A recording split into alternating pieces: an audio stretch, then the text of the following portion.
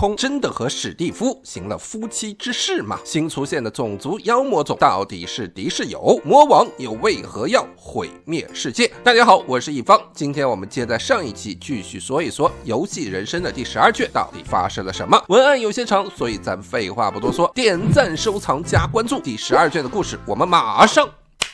开始。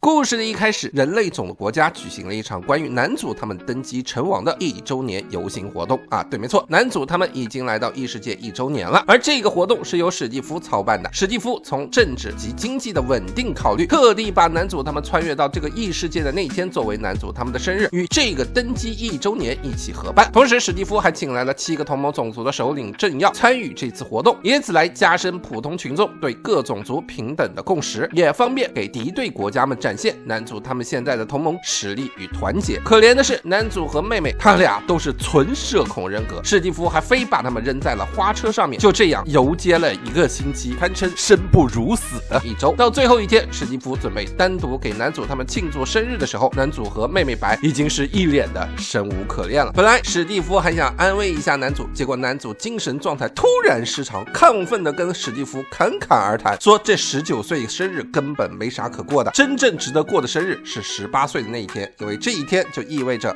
可以合法买色的刊物了，并且还声称大18岁以后每多1岁都是毫无意义，因为只会增加义务，得到的好处会越来越少，精神会越来越麻木。所以男主认为活着就是慢慢的走向死亡，因此与其给男主他过19岁生日，不如给他举办葬礼。而这一话引得妹妹白还极其想要快点过18岁的生日，好提前获得把男主给推了的权利。这俩兄妹犯病的状态把史蒂夫给整无语了，吓得史蒂夫也不敢接话茬，直接推着男主及妹妹俩去了接待室，去迎接为他们庆生的好友们。此时吉普利尔、伊米尔、艾因、布拉姆、莱拉、提尔番楼、伊冈、伊野都来为男主庆生，他们纷纷给男主献上了自己准备的礼物。首先是伊米尔艾因，他的礼物是给男主送了一个自己的裸照，用来让男主平日里自己动手奖励自己。伊米尔艾因还顺带也给白送了生日礼物，是伊米尔艾因写的92万字关于男主的色小说，还是 BL 向的。本来吉普利尔是想送几本关于天异种研究的书籍给男主，没等吉普利尔送呢，伊米尔艾因就一顿嘲讽说天异种的人都很笨，不懂如何用心送礼物，气得吉普利尔直接借走了男主的手机和平板，跑到厕所里去拍自己的裸照了，以此作为他送给男主的生日礼物。男主则默不作声，默默的收下了这些厚礼。后来伊冈送给了男主5张1天之内要求伊冈做什么都可以的使用券，虽然男主向伊野保证自己不会拿这些使用券对他的孙女乱来，但实际内心里面早就盘算好了怎么逼伊冈洗澡，怎么逼伊冈把尾巴当枕头拿去给自己陪睡之类的。提尔则是送给了男主他们地精总量的美酒啊，虽然不含酒精，但众人都展现出了一副反对男主喝酒的状态，气的男主要把法律改成19岁就能喝酒，白趁乱捣乱也说要把法律改成12岁就能结婚。莱拉是打算把自己送给男主的，不过莱拉因为离不开水瓶，最终是被男主他们故意关在了一个瓶子里面，没让他出来捣乱。布拉姆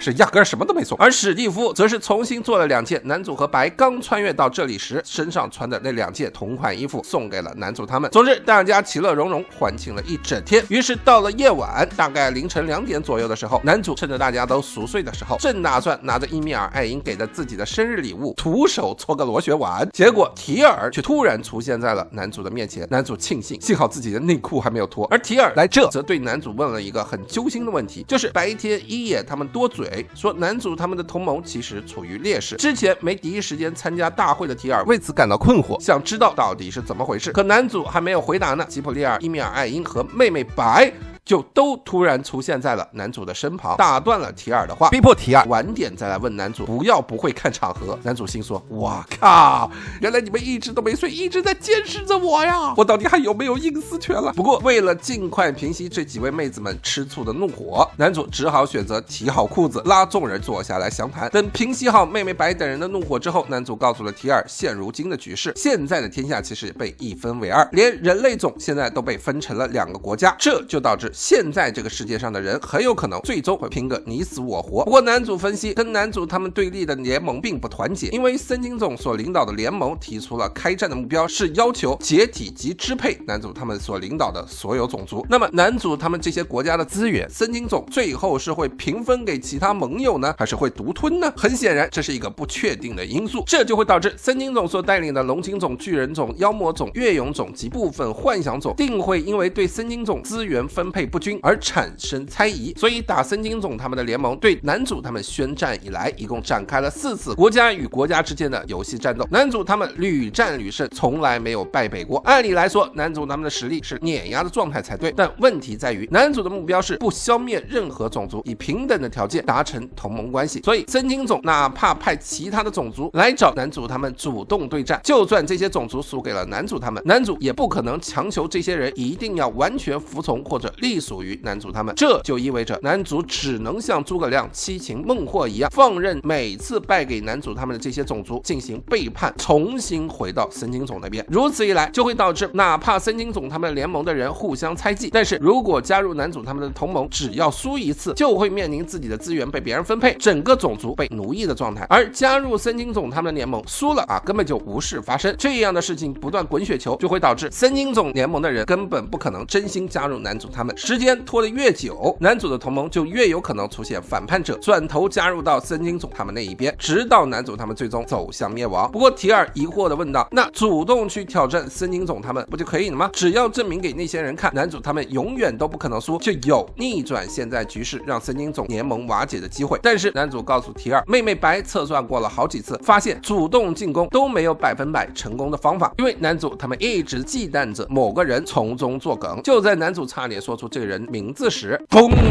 城外突然发生了大爆炸，似乎一颗陨石砸到了这个附近。正当大家迷茫不知道咋回事的时候，提尔却像是知道了什么似的，忙着躲到了男主的身后。但下一秒，提尔就像是待宰的兔子一样，被人从背后拎着脖子给拎了起来。而这人正是跑去外星寻找了3个月巨乳星球的地精总真正的代理人维格。原来这人真的一直没有放弃追求提尔，还真就找到了所谓的巨乳星球，然后坐飞船回来了。本来维格来是为了给男主庆生的，所以特地加快了行程，把自己从月球和巨乳星球收集到的石头作为礼物送给了男主。但其实维格正是男主一直没有贸然对森金总他们的联盟展开进攻的关键原因，因为地精总曾和森金总展开过游戏对战，最终是地精总以2胜1负的战绩打败了森金总。所以男主其实一直在等维格回来，想从他那里得知森金总的首领奥里艾尔到底是个怎样的人。而在男主询问过后，维格告诉了男主，森金总的首领其实是一个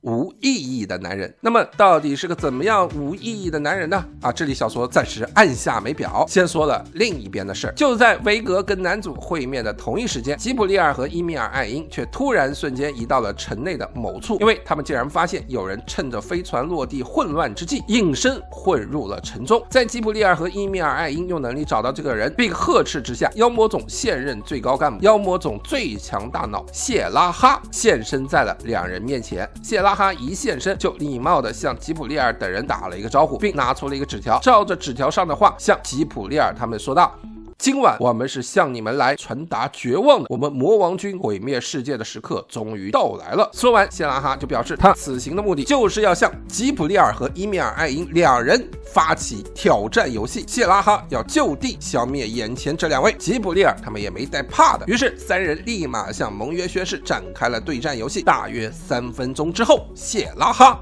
被打得屁滚尿流，彻底输给了吉普利尔他们。打这事儿之后，时间很快来到了庆典结束后的第4天，因为维格突然回到了这个星球，导致提尔选择留在了男主他们的身边，好避开他那个会性骚扰的叔叔。而男主则正整理着接下来对付森金总他们联盟的事宜时，吉普利尔和伊米尔艾因却突然出现，告诉男主他们俘获了妖魔种原高级干部谢拉哈。之所以拖到了4天后他们才出来报告，是因为这2个人打了赌，看男主优先使用哪个人的裸照奖励自己。所以这两个人这4天里一直躲在暗处监视着男主，直到今天伊米尔艾因才想起谢拉哈这个人的存在。而谢拉哈就这样关在大牢里，关了4天，没吃没喝。男主知道以后，赶忙带着身边的白、伊冈、提尔以及史蒂夫的人去了牢房。见到男主本人的谢拉哈深感敬佩，他向男主说，竟然能用比我们妖魔种还残忍的拷问方式把我困在这4天没吃没喝，这种打击他人内心的方式还遵守了盟约，这种策略太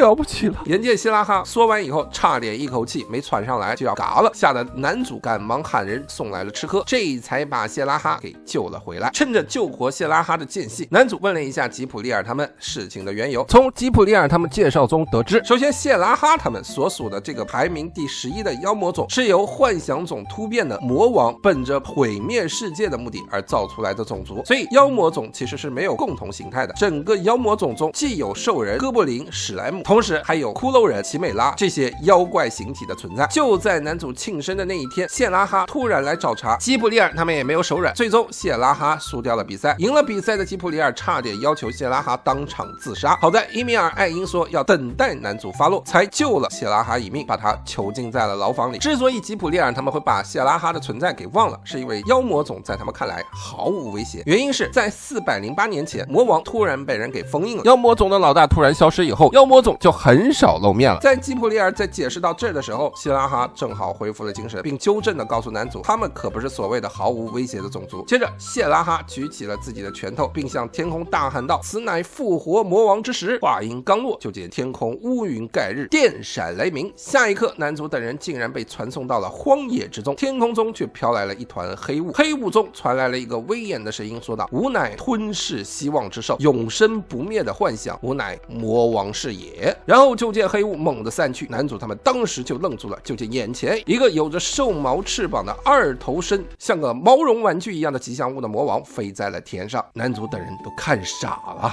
心说就这么一个口齿不清像个小孩一嘴中二之词的毛绒玩具是魔王。不过很快周围的环境又变回到了人类王城之中，但那个像玩偶一般的魔王依旧飞在半空。魔王一脸嚣张的样子，刚要说点什么的时候，就见伊冈忍耐到了极限，咻的一声就窜了出去，把魔王当成了毛球把玩在手里跑来跑去，而魔王一点反抗能力都没有。见魔王根本就没有威胁到男主他们的时候，吉普利尔和伊米尔艾因继续向男主介绍道，首先世界排名第2的幻想种其实是一种古时候已经出现过的现象，大家对其具现化的共同的幻想而产生的神话生物。但魔王很特殊，魔王是毁灭世界这种从未发生过的现象而幻想出来的生物。正是因为魔王是毁灭世界这个概念的具现化，所以魔王才会走到哪儿都说要毁灭世界之类的话语。可魔王本体是一个庞大的异空间绝望领域，与魔王塔组成。在6000年大战前，妖魔种大多都住在这个异空间之中，而魔王真正的内核则藏匿在魔王塔内部。只有破坏了魔王内核，才能真正的消灭魔王。而魔王真正的威胁在于它的绝望领域异空间可以不断的扩大，并逐渐蚕食现实世界。一旦普通人进入了魔王的绝望领域，意识会不断的被绝望侵蚀，最终连生存的欲望都被剥夺，变成一个行尸走肉。6000年前大战时期，就有很多人尝试去打败魔王，而闯进了魔王塔内，但是全都有去无回。所以这么强的魔王最终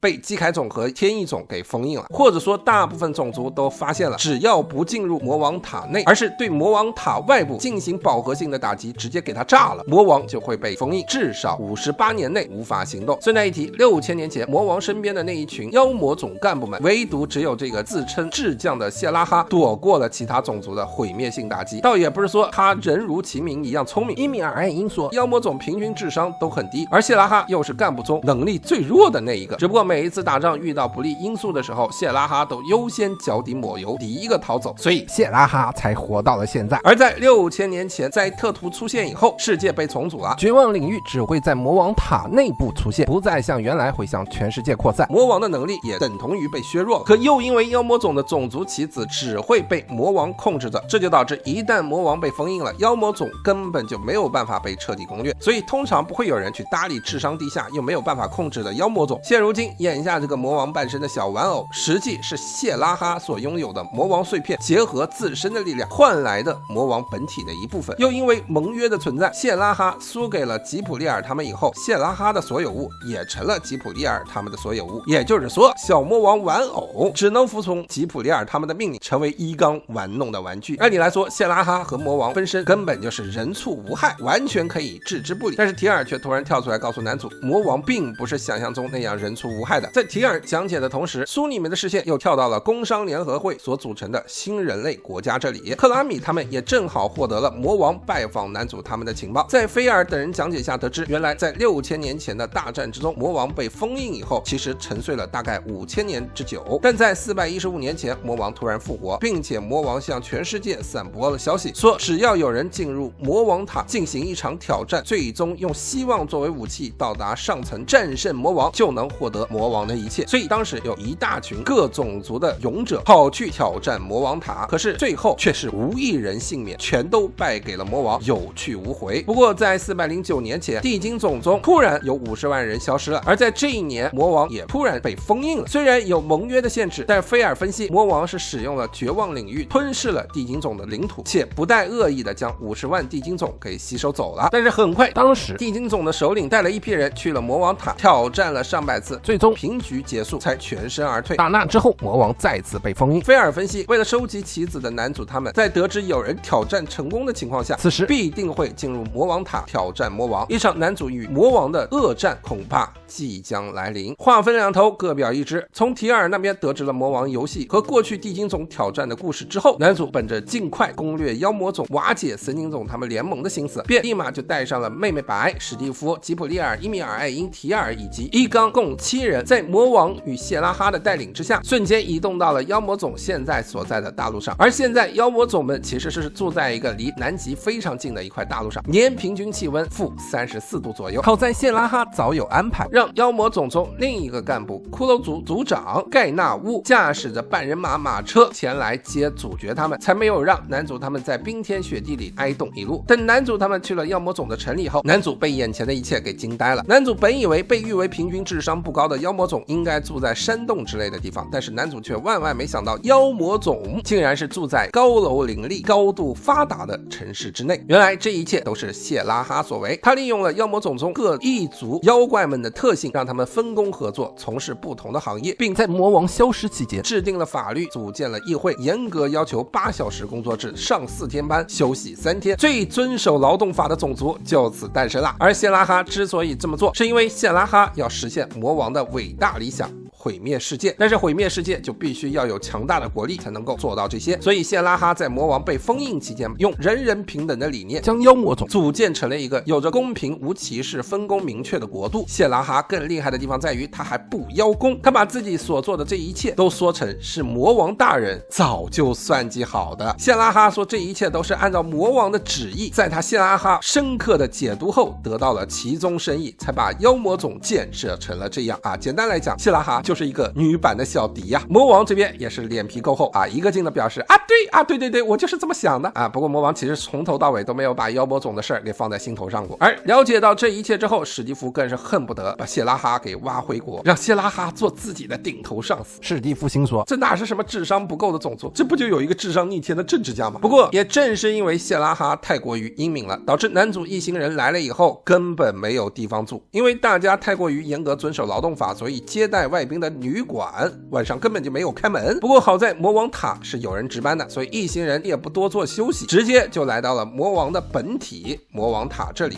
到了这里后，谢拉哈向众人诉说了接下来要进行的游戏规则。首先，男主等人将组成一个5人勇者小队，而多出来的2个人可以放在一个类似于乾坤袋的袋子中作为替补，随时跟外面的队友进行交换。只要勇者5人小队最终打入魔王塔顶部的100层，把那里的魔王核心给打败，即宣告游戏胜利。游戏结束前不得离开魔王塔，任何弃权行为将视为败北。游戏期间，男主他们将用一种叫希望的武器来对付塔内值班的各层妖魔种的怪物。所谓的希望，实际是灵魂中组成生存欲望的那一部分。小说前面有说过，这个世界的魔法大致都来源于灵魂的应用，只不过魔王所针对的应用是吞噬灵魂中生存欲望的那一部分。而妖魔种为了不违反劳动法，塔内值班的妖魔种的妖怪们是工作6小时的4班倒，而且还算是加班还有补贴啊！这一段看得我都酸了，这哪是什么毁灭世界的魔族啊，这不纯纯的 communism 啊！总之，游戏介绍完毕之后，众人向盟约宣誓完，主角一行人就进入到了奇形怪状的魔王塔之中。为了讲解方便，谢拉哈也跟着先进入了魔王塔。魔王塔的1楼是准备室，不设有任何怪物，在这里共准备了7个光球。主角们摸到光球后，其灵魂中生存希望的那一部分就会被具现化，使光球变成使用者内心最想获得的强力单兵武器。很快，主角们就获得了狙击枪、全自动步枪、巨大的猫爪、镰刀、无人机浮游炮、大型盾牌以及被强化的锤子。得到武器的同时，众人脑袋上也出现了血条 HP 值和使用武器及技能所消耗的魔法 MP 值。但比较诡异的是，男主与妹妹的血条少的就像是稍微碰一下就会死一样，但魔法条却比别人要长一些。而史蒂夫的魔法条非常的少，但血条是别人的3倍啊！这种差异，谢拉哈的解释是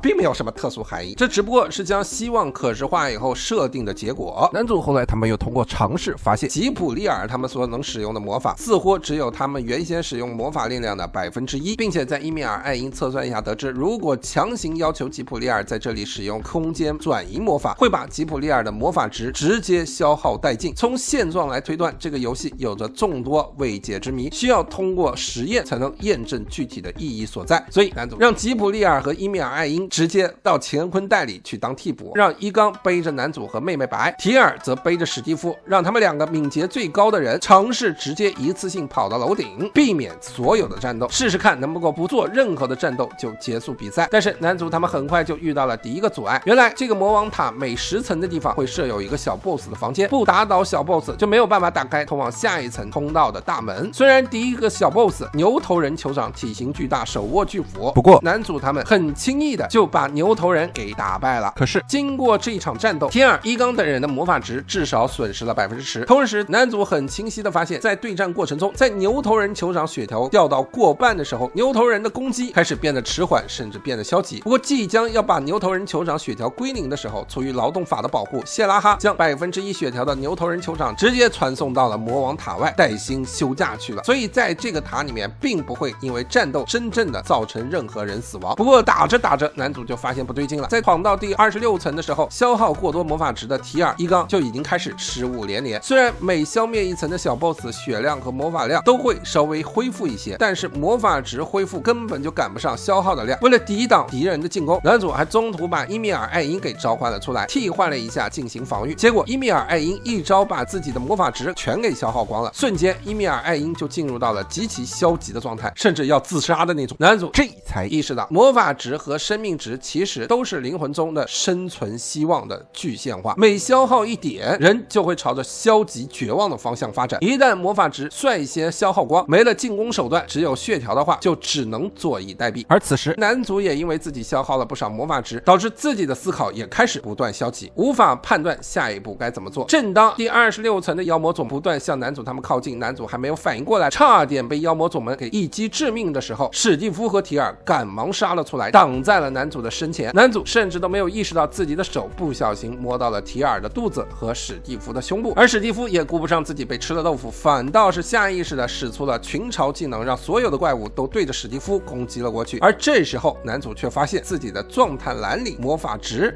竟然恢复了一些，男主顿时像是明白了一些什么，于是二话不说，男主让自己希望的武器转变了形态，变成了闪光震撼弹，朝着妖魔种扔了过去。等闪光弹闪完之后，妖魔种们的血条压根就没有减少，但是妖魔种们却全被击倒在地。男主看到这一幕，仿佛得到了什么验证一样，问提尔之前地精种攻略小队来攻略魔王塔的时候是不是都是夫妻。提尔则回答说，没错，400年前是地精种的首领带着他6个妻子一起来攻略魔王塔的。男主听完唾骂一声，怒吼道：竟然是真的后宫校队，那你们全都爆炸吧！但骂完，男主似乎已经很确信该如何恢复希望的数值，于是他赶忙把吉普利尔从乾坤袋中给替换出来，让他消耗完所有的魔法值，带大家一起瞬间转移回1楼，以便重整旗鼓。等众人回到第1层以后，吉普利尔就当场崩溃了，一个劲的喊：哎呀，我是个废物啊，都是我不好啊，你拿我的身体去慰藉吧！搞得男主都怀疑吉普利尔是不是压根就没有崩溃啊？怎么这个状态跟平时一个样子啊？不过这时候主角团大部分人都因为魔法值消耗过半，精神状态都出现了或多或少的问题。史蒂夫急得问男主下一步该怎么做，而男主则有恃无恐地告诉史蒂夫恢复生命值和魔法值的方法。男主他已经找到了。按照男主原来世界的理论来说，现在这个所谓的生命值其实是脑内情绪的抗压能力，所谓的魔法值其实是脑内情绪的攻击能力。这也是为什么魔法值降低人会逐渐崩溃的原因，因为人精神状态中那种攻击性一旦消失，人就会开始朝着抑郁的方向发展。而提尔发现这一套理论竟然和4000年前森金种中一个总是想着提高肌肉强度来增加魔法能力的人所总结出来的理论非常接近。那个人所总结出来的理论中认为，魔法是来源于体内的精灵，而掌握情绪的是阴阳2种精灵，这2种精灵只是占了总灵魂容器的1%的量。所以按照这一套理论来讲，正好证明了为什么吉普利尔他们到这个塔内只能使用出1%的魔法能力。同时这些理论也间接证明了男主和妹妹的血条少，魔法多，完全是因为男主他们抗压能力非常的弱，攻击性又非常的强。而史蒂夫正好相反，天天被男主他们那样给扒光了衣服脱光了羞辱，都没有崩溃过，可见其抗压能力极强。其实男主在来魔王塔之前跟提尔交谈中隐约察觉到了游戏内容中的一些问题，这回正好在游戏中也得到了证实。男主其实在摸到史蒂夫胸部以后，因为产生了兴奋，快乐的因子成功占领了情绪的高地，所以让男主的魔法值得到了大量的恢复。这也就是为什么400年前地精种的后宫王攻略魔王塔时最终能够跟魔王打平手的原因。毕竟带着后宫嘛你们懂中间会发生什么的，对吧？不过男主认为除去性之外，只要能让精神状态得到满足，同样也能恢复魔法值。这也是为什么打败魔王塔内妖魔种以后，魔法值会有少量恢复的原因。而提尔这个人正是男主选来可以帮助到大家的人才，毕竟提尔在这么多年来被地精种的歧视下，依旧能够活得活蹦乱跳，没有放弃过理想。所以男主带提尔来，就是让提尔来教大家如何快速的恢复精神状态。提尔也不吝啬，立马就告诉了大家自己的秘诀，恢复精神状态最好方法就是多运动、多休息、吃好喝好、多笑笑。既然这样就能恢复魔法值，男主也就当场卡起了游戏规则 bug。攻略魔王塔的规则里面只说了不能退出游戏，但是没有说不能一直躲在魔王塔里摆烂休息。再加上魔王塔1楼被设定为不会有妖魔种进攻的地方，所以男主把这里当成了据点，打算一旦魔法和生命值不够的时候就回到这里休息。再加上谢拉哈已经败给过吉普利尔他们，所以他必须给听吉普利尔他们的指挥。于是男主让谢拉哈带来了床、淋浴间、睡觉的帐篷、食物等等物资，搞得男主他们一行人形同春游一般惬意。而在提尔和史蒂夫的帮助之下，大家吃了好吃的东西，睡了安稳的觉，进行了有氧运动，很快内啡肽、费洛蒙等等激素都得到了提升，也让男主他们把魔法值给恢复满了。不过男主他们再次准备攻略魔王塔时，却调整了攻略策略。这一次男主打算一层一层的连着小怪他们挨个攻略，因为谢拉哈此前还说过，魔王塔内其实隐藏着很多宝箱，这些宝箱里的宝物其实是此前挑战魔王塔失败的挑战者们所留下来的希望而幻化成的武器装甲。男主认为在获得这些宝物的时候，人会因为获得感从而增加魔法值的恢复。于是就这样，主角一行人一边一层一层攻略小怪，一边去学习如何学会一些控制技能，以便减少魔法值的消耗。同时他们还在魔王塔内不断的寻找着宝箱。很快男主他们就找到了第一个宝箱的所在之处，并获得了第一件装备。不过因为不知道这个装备的功效，男主让史蒂夫率先穿上试试装备的效果。结果这个装备是一件可以做到50%格挡的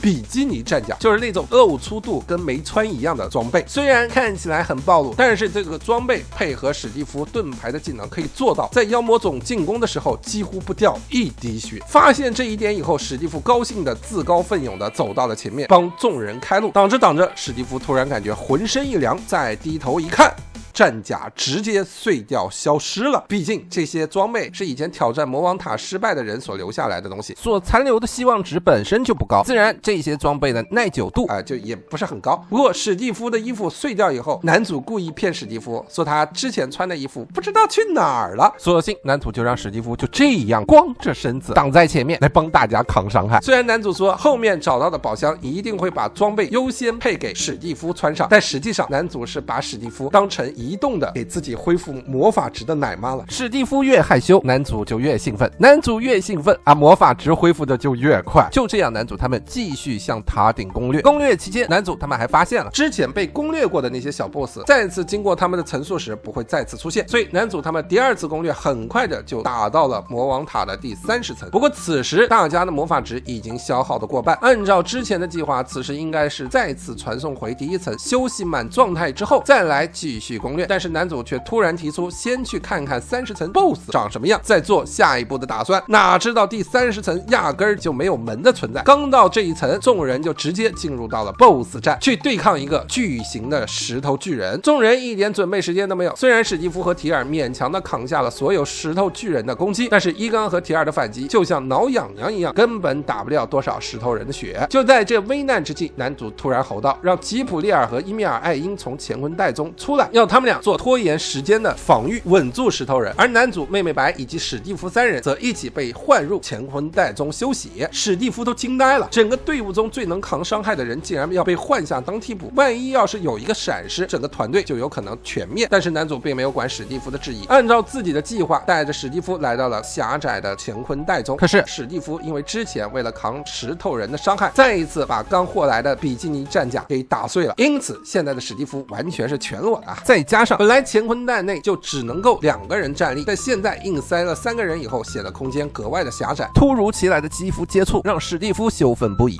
史蒂夫问男主，你到底要做什么？男主则回答是他要做400年前那个地精总后宫王曾做过的事情。听完这话，史蒂夫当时噌的一下脸就红到了耳朵根子，大吼着说，你要做那种事儿也不知道避开人吗？你妹妹才12岁啊，你要做那些事儿。男主说，那又怎么样？妹妹之前不是说已经同意了吗？这话说的史蒂夫那是心跳加快，不敢多言，只能闭上眼睛等待着狂风暴雨的袭来。然后就听男主在史蒂夫的耳边说道，快点，你在等什么呀？快点来宠爱我们，给我们摸摸抱抱，夸夸我们呀。原来男主根本就没有想要去做那种夫妻之事，纯粹是打算用这种互相肌肤触碰的机会，让史蒂夫像妈妈一样夸夸男主和妹妹白他俩，用女性肌肤接触后会产生的催产素来治愈男主兄妹俩的心灵。听完男主的目的之后，史蒂夫那是羞愤交加。本来史蒂夫气的当时就想要拒绝，结果乾坤袋外的4个人虽然不知道男主要做什么，但是听到史蒂夫不肯配合，便立马晓之以情，动之以理，说为了团队尽快脱险，强迫史蒂夫从了男主他吧。最终史蒂夫只能仰天长叹，自我安慰说为了拯救世界，史蒂夫选择豁出去了，扮演起了空白兄妹俩的妈妈。这一顿对男主他们的抚摸呀，硬是给男主和白给摸高兴了。接着就见男主他们的魔法值超越了之前的长度，并且恢复到了满格的状态。随后男主和白离开了乾坤袋，把伊冈、提尔、吉普利尔和伊米尔艾因都换回到了乾坤袋中。男主和白打算2人单挑石头巨人。按理来说，连伊冈都没有办法打倒的石头巨人，其战斗力和防御力都凌驾于普通人类之上。但是男主他们早有对策，白先是用自己的枪械射出了弹跳弹和空间弹来吸引石头人的注意力，男主则是用散弹打穿了石头人的护甲，然后用燃烧弹和毒物弹一点一点的给石头人上异常状态。最终男主还利用了感应起爆装置，让石头人使用出来的爆炸攻击全部反伤给石头人自己，活活把石头人的血量给耗成了1%。最终石头人被打败，传送到了魔王塔外。而男主他们这一副从容的状态，就连在塔外观看战斗的谢拉哈和魔王本人都开始觉得男主他们可能真的是唯一能够打到顶层打败魔王的真正勇者。然后下一刻再看男主他们因为魔法值消耗过度，男主和妹妹白当场崩溃，一个说自己是只会扯后腿的处男，一个说自己是胸部永远不会长大的废物，2个人蜷缩在地上动弹不得。吓得吉普利尔他们赶忙从乾坤袋中钻了出来，把男主他们重新带回到了1楼。塔外的魔王和谢拉哈看到这一切以后，深深的陷入了自我的怀疑之中。不过经此一役，男主他们似乎掌握到了诀窍，以2天攻略10层为目标，不断的探索。而因为妖魔种他们实在是太遵守劳动法了，导致魔王塔内的妖魔种替补也在不断的减少，怪物的实力虽然在不断的增加，但数量却在慢慢的减少。照这么样的攻略下去，要不了多久就能打到顶层。但是在打到第80层的时候，男主他们本打算先看一眼81层长什么样，然后再回到第1层休息。结果刚探头看到81层的景象，就让主角团等人愣在了原地，动弹不得。虽然魔王塔每10层是不同的景色，不过在此之前魔王塔内的景色都是什么森林啊、峭壁啊、洞穴啊之类的自然奇观，但是第81层的景观却是到处铺满了尸体的残骸，远处摇曳的火光证实了这一层的风景是战火下的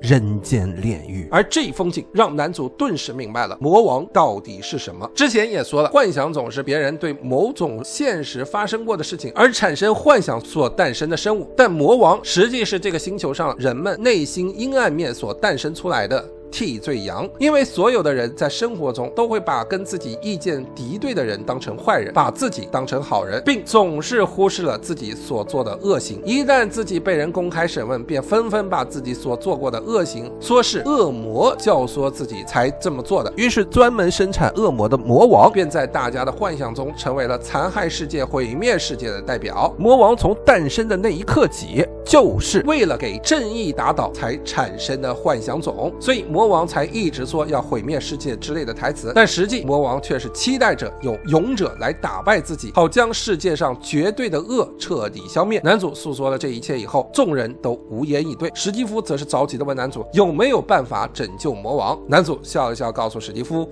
没有。男主根本就没有做除了打败魔王以外的任何准备，所有人就这样再一次陷入了沉默。就在男主他们打算重新回到第1层，重新布置策略，从长计议之时，魔王塔外的世界正在发生着巨变。首先，天上的红月突然朝着地面飞来，天翼种的基地幻想种的阿邦特赫伊姆其内核此时正在望着魔王所在的方向，似乎在思考着什么。而之前接待过男主他们的骷髅族族长突然把自己的外皮一撕，露出了自己真实的面目。原来她是一个独角兔造型打扮的红眼少女。此时这个少女望着正在坠落的红月说道，一切都尽在月神大人的掌控之中。那么魔王会被打败吗？独角兔般的少女又是什么人？男主他们又要如何对付森金种呢？